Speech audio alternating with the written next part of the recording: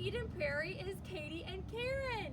Do you know where we are today, Karen? I do know where we are today, Katie. Where are we? We are at the Eden Prairie Maintenance Facility, where they have the garage to store the snowplows and the bucket trucks and all the city vehicles. This is so exciting. Let's go. All right, friends, here we are at the maintenance facility, and look behind. Look at that. What is that, Karen? That is a snowplow because it's getting cold and snow is going to be falling soon. And how do we drive when snow is falling on the roads?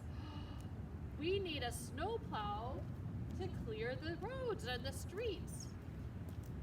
Can you see that plow behind? Let's see if I can get up really close so we can see the big plow. And who is this? Hi, kids. Karen, what is this name? My friend Kevin, and guess what? He drives a snowplow. So let's talk to Kevin and maybe he'll give us a little tour of the truck. Can you show us the big snowplow? This is so cool. We are so excited. All right, Me Kevin. excited. Come along. Take All us right, away. here we come.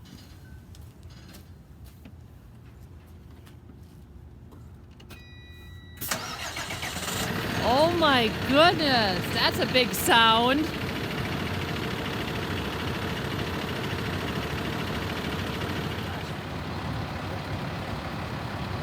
Look at the lights, kids. Why are the lights on, Kevin? We use the lights to make sure people can see us better. All right, let's look at the plow.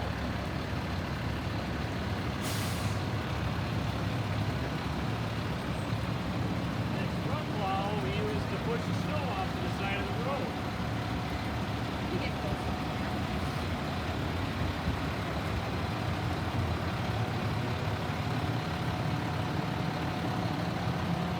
And what else, Kevin? And I can turn off the sander.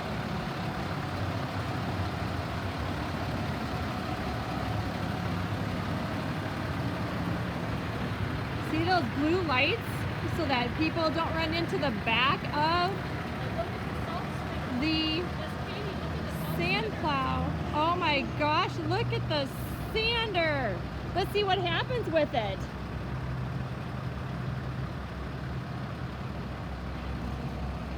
It spins around to get the salt off the road or the sand.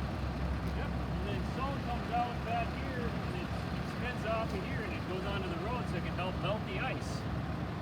Wow. And why does that blue light flash? The blue light flashes, we started using blue lights to make it more noticeable when we're out there for all the cars and all the people that are at the ends of their driveways. And what about that big white bucket up there? This we have salt water in it. It helps activate the salt right away versus putting dry salt down. It takes up to an hour for it to activate. Wow. What's on the other side of your truck, Kevin? And then you come this way.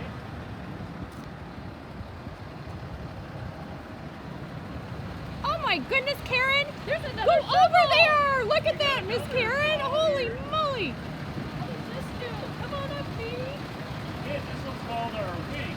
So this gets us nice and close to the edge of the road so we can get to the over the curb and onto the grass. So we make sure that we have enough width on the roads for cars to drive safely. So this way here, I see two plows. This is the other side of the first plow that we saw.